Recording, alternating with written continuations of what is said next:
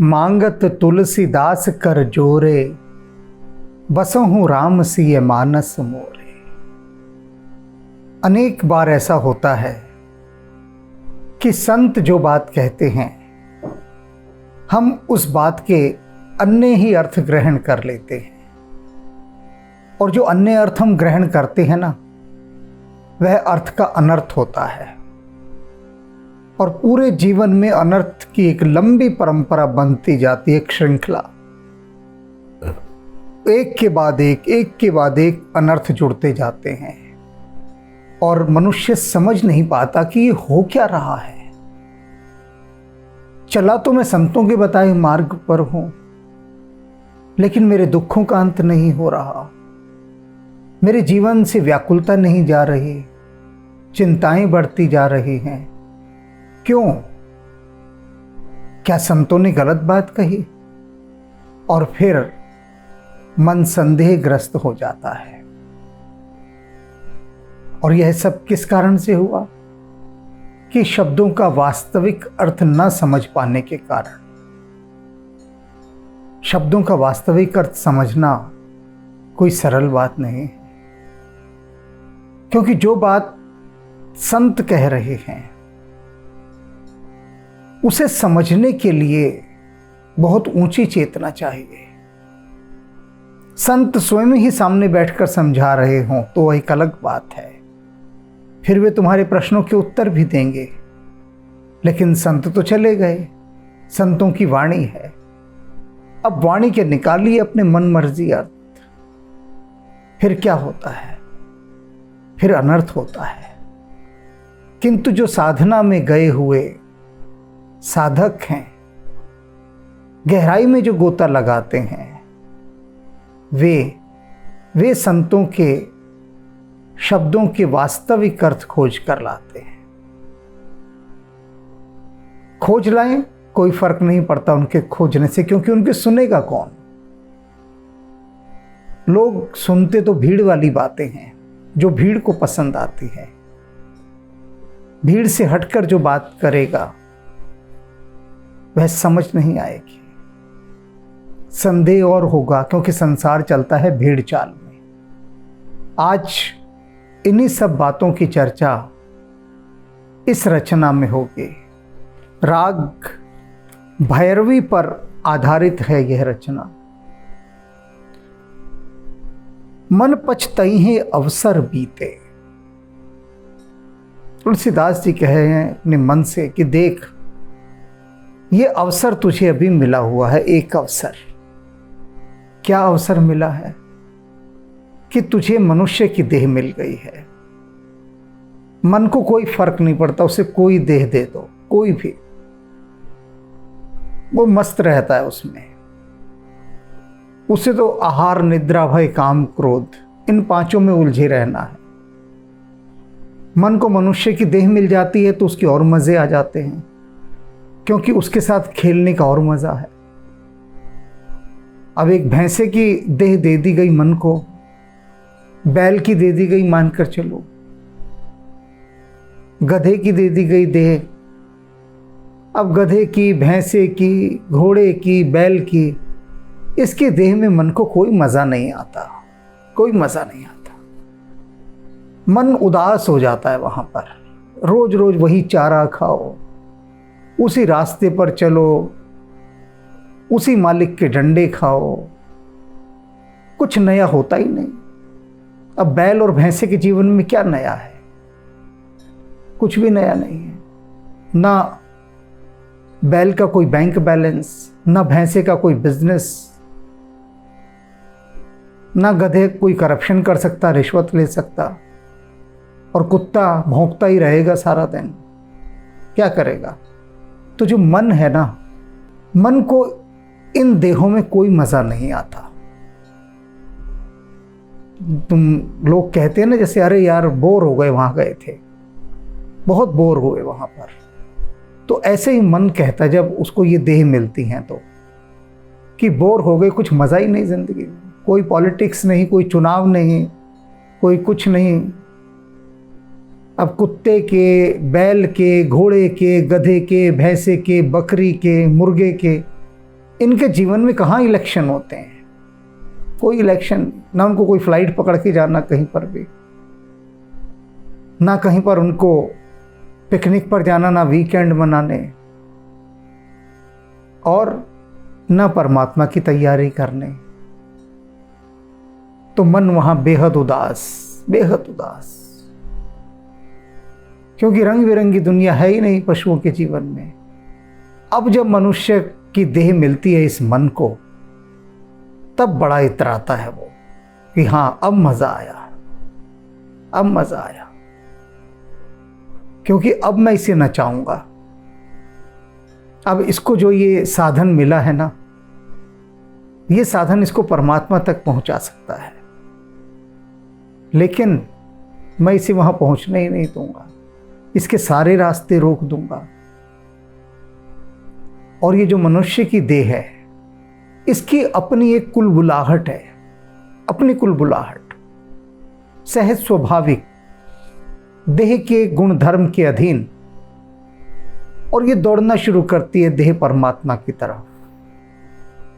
और मन कहता है आहा अब मजा आया, अब मजा आ रहा है, क्योंकि मन ने बांधी हुई है रस्सी पैर में, मनुष्य के देह में। वो थोड़ा सा दूर ही दौड़ता है कि मन रस्सी को खींचता है और धड़ाम से वो देह गिरती है नीचे मुंह के बल, और मन फिर खींचता है रस्सी को और वो देह खींची चली आती है। मन कहता है हाँ मजा आ रहा है। और तुलसीदास जी यही बात समझा रहे हैं कि मन पछतई है अवसर बीते। अपने उस मन से कह रहे हैं, ओ मूर्ख, तू पछताएगा फिर अवसर बीतने पर। क्या अवसर? कि ये देह जितने समय की मिली तुझे, उतने समय में तूने समय ही नष्ट किया, कुछ कमाई नहीं की, असली कमाई। और बाद में तू पछताएगा कि ये क्या कर दिया मैंने, ये क्या कर दिया। ये तो बहुत अच्छा मुझे परमात्मा ने एक यंत्र दिया था, उपकरण दिया था।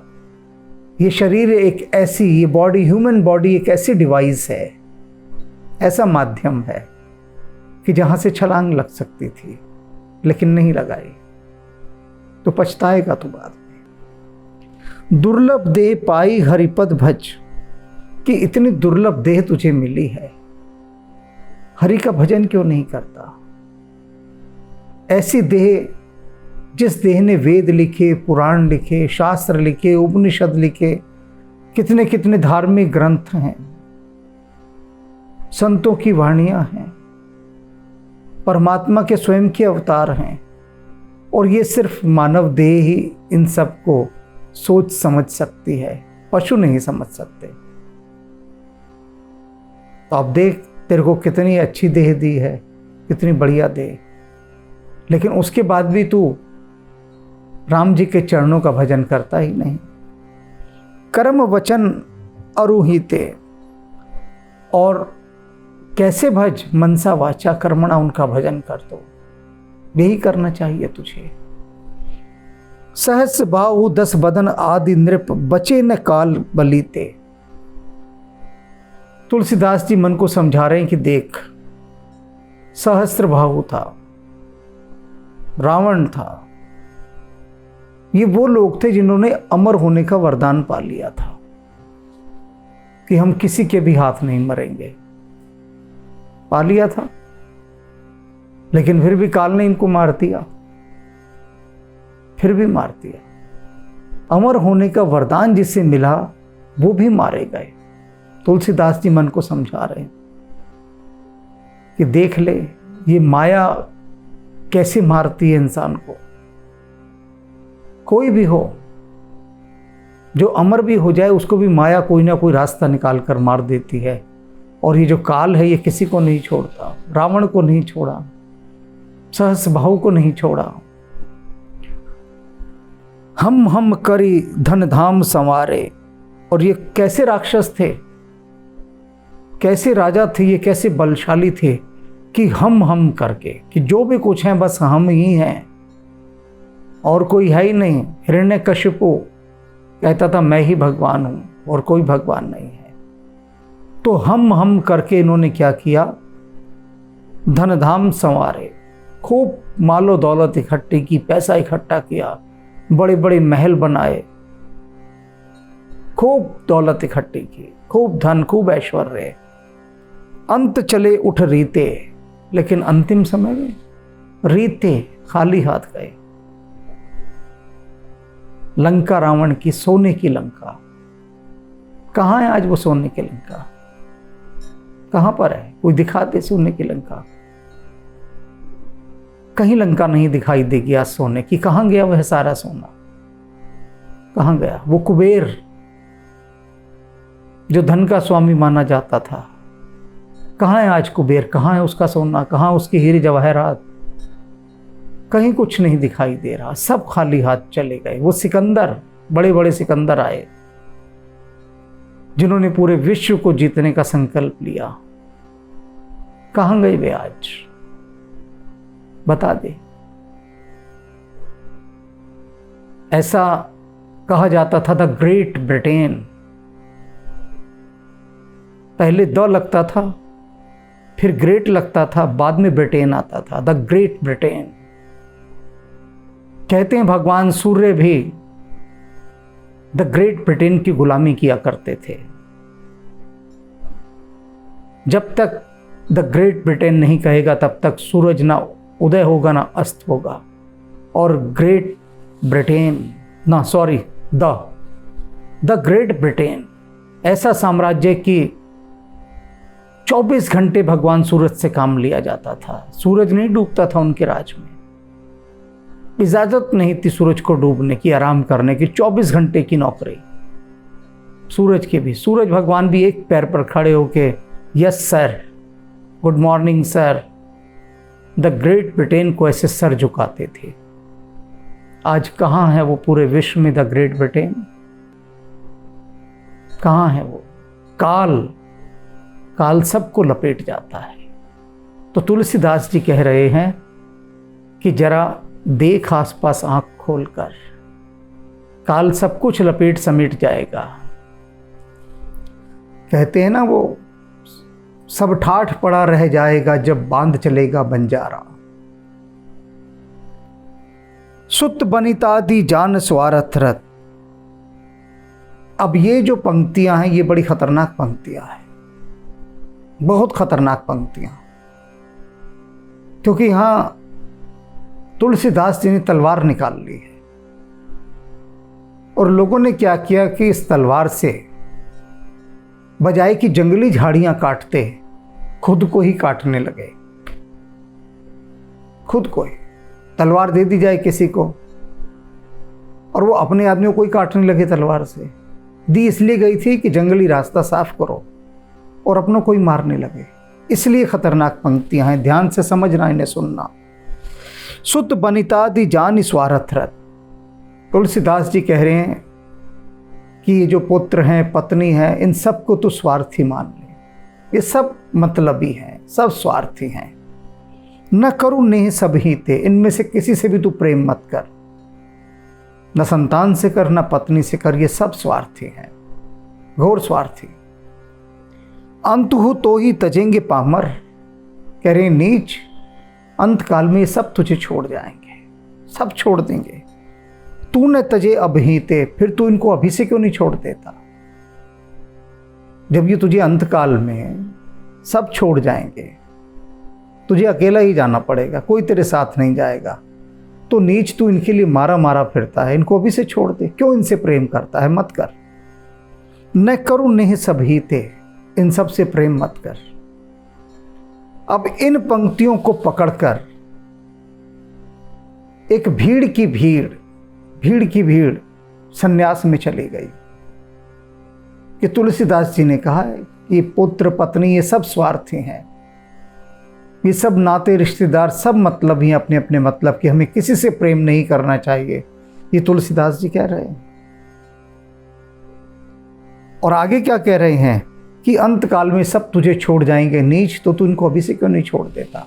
और लोगों ने छोड़ना शुरू कर दिया, पत्नियों को छोड़ गए, अपने बच्चों को छोड़ गए। भीड़ की भीड़ कि तुलसीदास जी ने ऐसा कहा। एक साधु मुझे मिला, दुर्वासा का अवतार रहा होगा वो, हठ और क्रोध उसके चेहरे पर दिखाई दे रहा था। तो दे रहा था प्रवचन लोगों को, बैठी थी साध संगत उसके पास आश्रम में, और कह रहा था वहां पर कि ये जो स्त्री है ना, ये नरक का द्वार है, नरक का द्वार है स्त्री, और स्त्री से तो दूर ही दूर रहना चाहिए। और उसके बाद वो शुरू हो गया स्त्रियों की निंदा करने। थोड़ी देर मैं सुनता रहा, मैं भी वहीं बैठा था। फिर मैंने कहा नहीं, अब और नहीं सुनना। थोड़ी वहां पर अनुशासनहीनता होगी, लोग मुझे कहेंगे जो मुझे साथ लाए थे कि आपने क्या किया, पर मैंने कहा वो सब चलेगा। तो मैंने उस साधु से पूछा, मैंने कहा आप कह रहे हैं स्त्री नरक का द्वार है, तो अपना आंखें चौड़ी करके बड़ी करके बोला हाँ, स्त्री नरक का द्वार ही तो है। तो मैंने कहा लेकिन तुम फिर उस नरक के द्वार से क्यों आए यहां पर, इस धरती पर किस लिए आए हो? और उस नरक के द्वार की ही गोद में तुम खेले होगे, उस नरक के द्वार का दूध भी तुमने पिया होगा। तो वो बोले वो हमारी मजबूरी थी, लेकिन हम सब नरक के द्वार छोड़ आए, हम अपनी पत्नी भी छोड़ आए, मां को भी छोड़ आए। तो मैंने कहा फिर विवाह क्यों किया था तुमने? जब तुम पैदा होते ही ये बात जान गए थे कि स्त्री नरक का द्वार है, तो विवाह किस लिए किया? और फिर बच्चे पैदा क्यों किए? और तुम्हें उसके बाद होश आया जब बच्चे भी पैदा हो गए कि स्त्री नरक का द्वार है? तुम तो कह रहे हो तुम्हें पहले से ही पता था।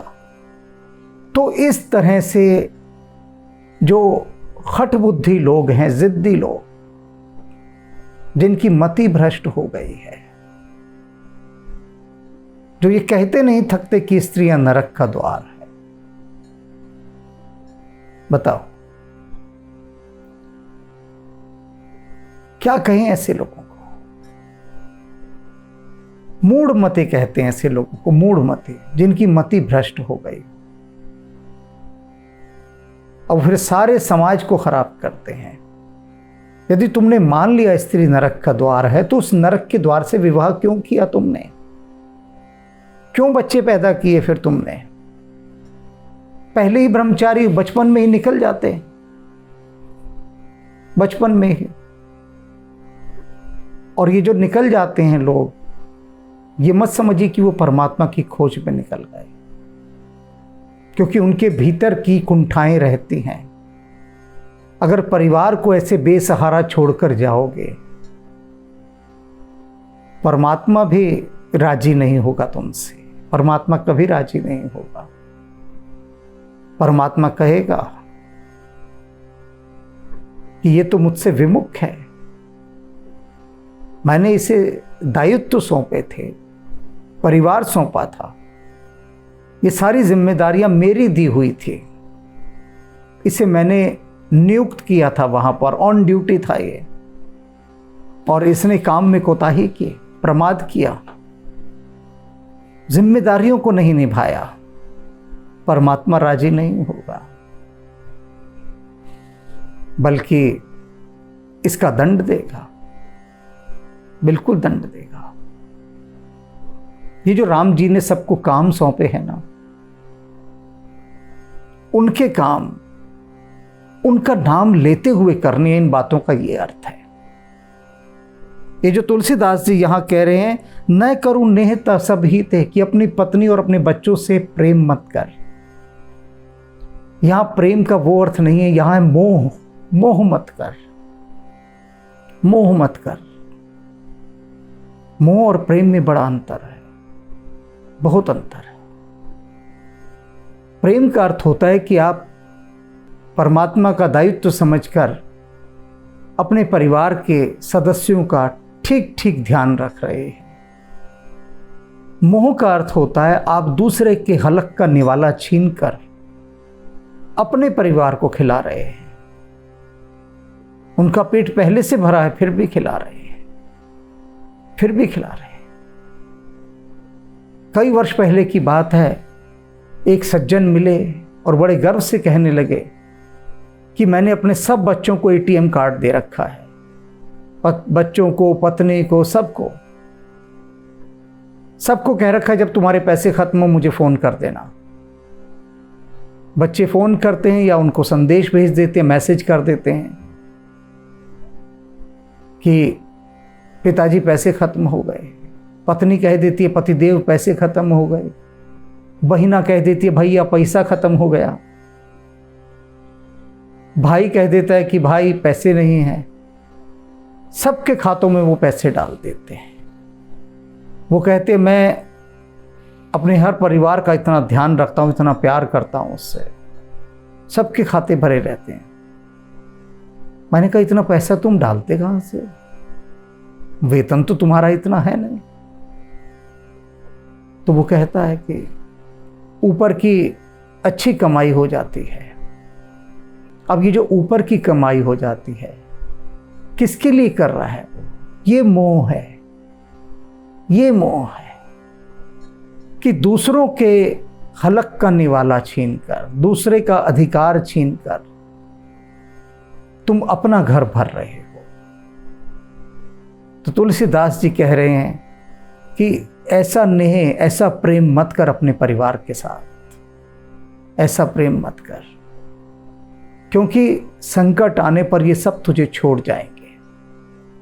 जैसे बाल्याभील के साथ हुआ था, सभी ने कहानी सुनी है, कोई नई कहानी नहीं है, संक्षेप में बता देता हूं। बाल्याभील शिकारी, लूटपाट करना, यही सब काम। नारद मुनि को पकड़ लिया जंगल में कि निकाल दो जो कुछ है। नारद मुनि बोले मेरे पास क्या है, ये एक तारा है, एक ही तार है इसमें, और इसी पर नारायण नारायण भजता हूं। पर मुझे एक बात बता, तू ये जो लूटपाट कर रहा है किसके लिए कर रहा है? उसने कहा अपने परिवार के लिए कर रहा हूं, उनका भरण पोषण कर रहा हूं। तो नारद मुनि कहते हैं कितना करेगा, तू तो लूट लूट के भर रहा है और वो तेरे साथी नहीं है। वो बोला ऐसा कैसे हो सकता है कि मेरे साथी नहीं है? नारद ने कहा तो फिर पूछ कर आ जा। बोला कि मुझे बेवकूफ समझते हो कि पूछ कर आ जा और तुम भाग जाओगे? तो नारद मुनि बोले तू मुझे बांध जा इस पेड़ से। मैंने कहां भागना है? बाल्या ने बांध दिया, घर गया और अपनी पत्नी से पूछता है कि एक साधु मुझे मिला है और वो पूछ रहा है कि जो मैं पाप कर रहा हूं, क्या मेरे पाप में तू भागीदार होगी? पत्नी बोली मैं क्यों होंगी तेरे पाप में भागी? पाप तू कर रहा है, मुझे क्या लेना देना। माता पिता के पास गया, बच्चों के पास गया, सबने कहा हमें क्या लेना देना, हम क्यों आपके पाप में भागी होंगे, और हमारा भरण पोषण करना आपकी जिम्मेदारी है। कहीं से लाओ, लूट के लाओ, चोरी करके लाओ, मेहनत करके लाओ, हमें क्या लेना देना। अब बाल्या को लग गई ठेस यहीं से, और उसने कहा नहीं, बस बहुत हो गया, और उसने सब छोड़ दिया, अपना परिवार इत्यादि सब। क्यों छोड़ दिया? क्योंकि वो जो पाप का अन्न लेकर आ रहा था, पाप का अन्न, और अपने परिवार को खिला रहा था, ये उसका शाप था सारा का सारा। और वही शाप वरदान बन गया बाद में, पर वो राम की कृपा से, ऐसे नहीं। नारद सरीखा गुरु मिल गया इसलिए, नारद जैसा राह दिखाने वाला मिल गया इसलिए। किंतु यहाँ पर उस पंक्तियों का वह अर्थ बिल्कुल नहीं लेना है जो लोग लेते आ रहे हैं कि अपनी पत्नी से प्रेम मत करो, अपने बच्चों से प्रेम मत करो, ये सब स्वार्थी हैं, इन सबको छोड़कर चले जाओ। नहीं, छोड़ो पाप को। जिससे भी पूछो जो पाप कर रहा है, बेईमानी कर रहा है, चोरी कर रहा है, किसके लिए? वो कहता है अपने परिवार के लिए कर रहा हूं। सभी जानते हैं, सभी यही उत्तर देते हैं। दूसरा उत्तर उनके पास होता ही नहीं, क्योंकि किसी की तो आड़ ली जाएगी ना, तो परिवार की आड़ ले ली जाती है। तो इसलिए तुलसीदास जी कह रहे हैं कि उनसे ऐसा भी नेह मत कर दो कि जिसके कारण तुझे पाप कमाना पड़े।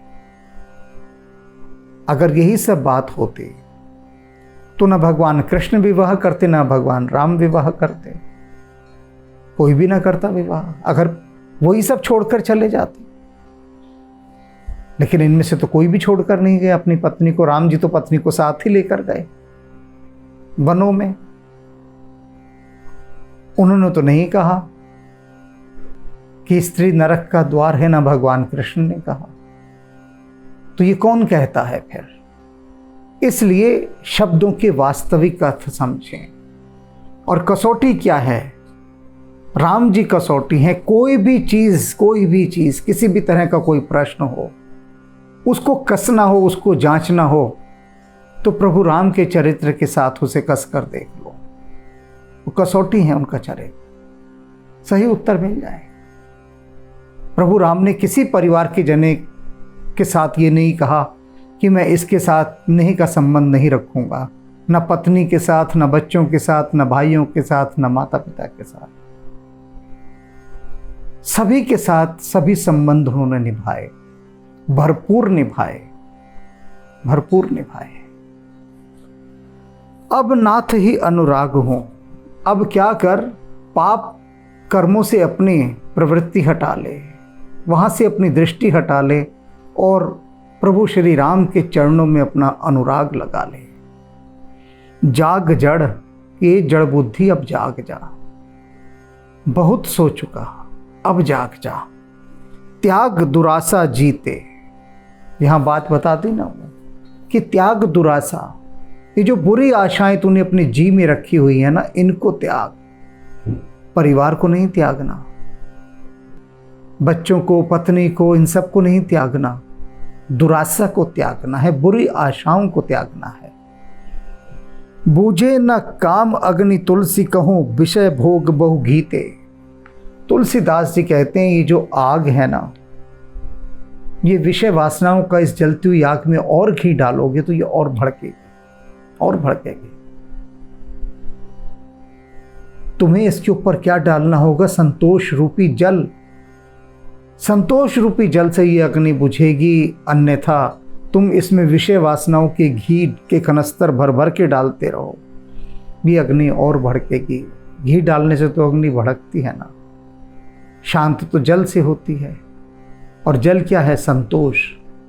संतोष रूपी जल तो अपने इन पाप कर्मों के ऊपर डाल दे, फिर वह अग्नि बुझ जाएगी और तेरा मन राम में रमेगा।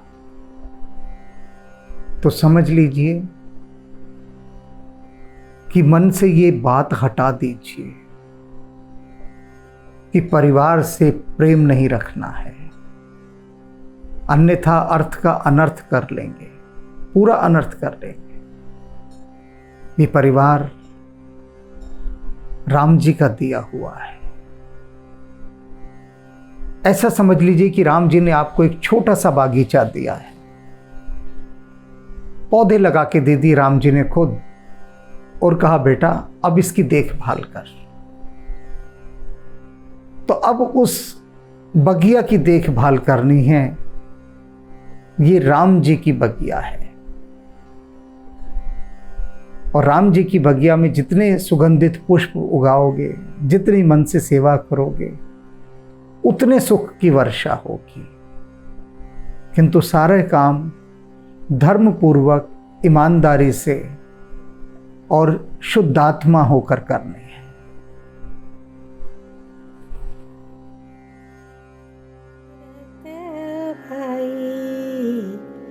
कपि से उरी न हम नाही, भरत भाई कपि से उरी न हम नाही, कपि से उरी न हम नाही, भरत भाई कपि से उरी न हम नाही, भरत भाई कपि से उरी न